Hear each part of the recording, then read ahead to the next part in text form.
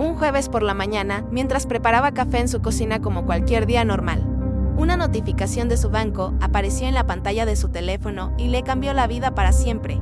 Una transferencia importante acababa de llegar a su cuenta bancaria con un concepto que no tenía ningún sentido para ella en ese momento.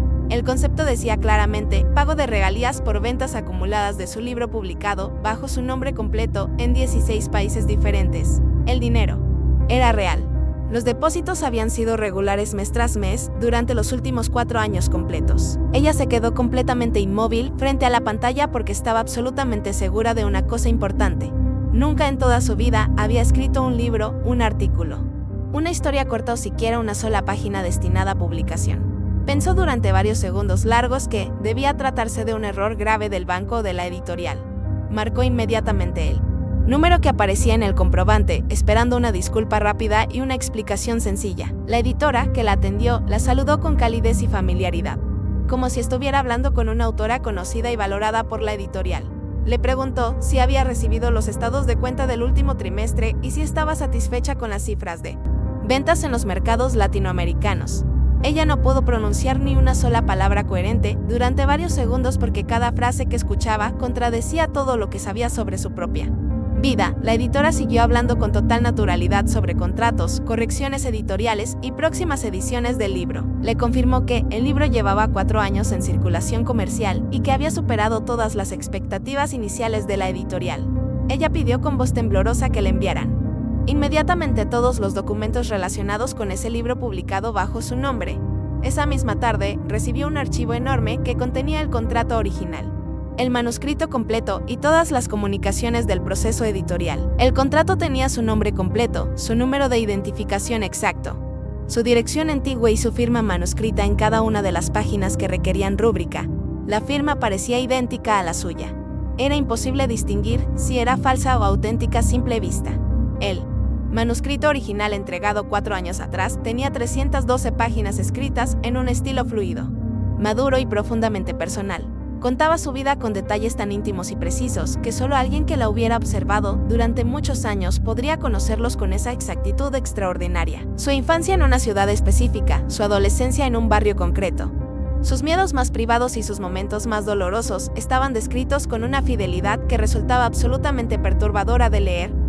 Momentos que ella nunca había compartido con nadie.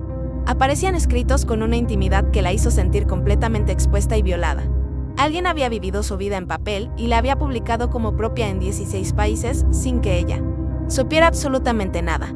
Presentó una denuncia formal esa misma noche con todos los documentos como evidencia. Los investigadores que recibieron el caso intercambiaron miradas significativas porque reconocieron que estaban ante algo que superaba cualquier caso convencional. Comenzaron la investigación, contactando a la editorial para obtener todos los registros disponibles. La editora principal proporcionó voluntariamente decenas de correos electrónicos intercambiados durante 4 años completos. La persona que escribía esos correos conocía el mundo editorial con una profundidad sorprendente y negociaba condiciones con seguridad profesional. Los correos mostraban a alguien que respondía a comentarios editoriales con inteligencia y precisión, como una autora experimentada que llevaba años publicando. La editorial había organizado 2 presentaciones públicas del libro en ciudades importantes a las que la supuesta autora había asistido. En las fotografías aparecía una mujer con una apariencia general muy similar a la suya, pero nunca mostraba el rostro completo. Siempre usaba el cabello para cubrir parcialmente sus rasgos y se posicionaba de manera estratégica para evitar imágenes claras. Las entrevistas concedidas a medios de comunicación se habían realizado exclusivamente por correo electrónico o por teléfono. La voz grabada en una de las entrevistas fue analizada por peritos en fonética forense durante varias semanas. Los peritos confirmaron que la voz había sido modificada con tecnología de alteración de alta calidad.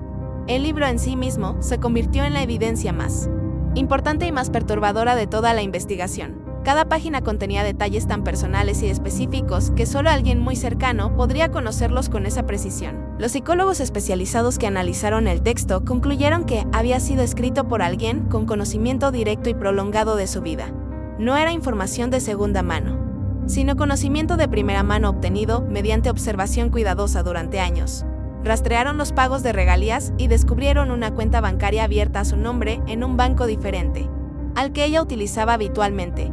Esa cuenta había estado recibiendo miles de dólares durante 4 años sin que ella tuviera conocimiento de su existencia. El dinero era retirado en efectivo en diferentes cajeros automáticos distribuidos por varios barrios de la ciudad, siempre en horarios y lugares distintos para evitar cualquier patrón identificable. Por los sistemas de seguimiento bancario, alguien había cobrado el éxito del libro con una paciencia, una inteligencia y una planificación que resultaba verdaderamente inquietante. Los investigadores empezaron a sentir que no estaban buscando a un simple impostor común, estaban buscando a alguien que había vivido en las sombras de su vida durante años sin ser descubierto. Decidieron leer el libro completo, desde el principio hasta el final, buscando cualquier pista sobre la identidad del autor real. Cuando llegaron a las últimas 30 páginas, el caso dio un giro completamente inesperado y profundamente perturbador. El final ya no seguía la narrativa autobiográfica que había caracterizado el resto del libro. En su lugar había una carta, escrita directamente en segunda persona, dirigida específicamente a ella, usando su nombre completo. La carta describía con exactitud el momento en que ella estaría leyendo esas páginas, sentada con investigadores después de recibir un pago de regalías inesperado. Quien había escrito el libro sabía con absoluta precisión cómo y cuándo ella descubriría su existencia. Explicaba que había observado su vida durante 5 años con cuidado, respeto y una atención extraordinaria. No lo había hecho para causarle daño, sino porque consideraba que su historia merecía ser contada con honestidad y profundidad. El dinero generado por las ventas había sido donado íntegramente a varias organizaciones benéficas cuyos nombres aparecían listados en la carta. Al final de esa carta había una sola instrucción clara y específica escrita con caligrafía ordenada y tranquila. Debía ir sola, sin ningún investigador, a una librería específica de la ciudad en una fecha y hora precisas indicadas en la última página. Ella tomó la decisión sin vacilar porque sentía que tenía el derecho irrenunciable de conocer a la persona que había vivido tan cerca de ella durante tantos años. Fue a la librería en la fecha y hora indicadas, acompañada discretamente por investigadores que se mantuvieron afuera del establecimiento. Esperó 2 horas completas dentro de la librería, revisando estantes y observando a cada persona que entraba y salía. Nadie se acercó a ella, nadie le dirigió la palabra ni le hizo ninguna señal durante todo ese tiempo. Cuando finalmente se disponía a salir sin ninguna respuesta, encontró una nota adhesiva dentro de su propio libro. Dentro del ejemplar había una fotografía de ella tomada esa misma tarde en esa misma librería desde un ángulo muy cercano. Debajo de la fotografía había una sola línea manuscrita que respondía a la pregunta más importante del caso. Ya nos conocimos, pero tú no lo recuerdas todavía. Lo recordarás perfectamente cuando sea el momento correcto. Y ese momento llegará antes de lo que imaginas ahora mismo, en este preciso instante. Te he estado observando en silencio durante años, pero nunca te hice daño. Solo quería que tu historia fuera contada como merecía ser contada. Ahora ya sabes que alguien conoce tu vida mejor que tú misma en algunos momentos. ¿Alguien que conoce tus secretos más íntimos mejor que tú misma? Y lo más importante de todo, ¿estás completamente seguro de que nadie está escribiendo tu historia en este preciso momento?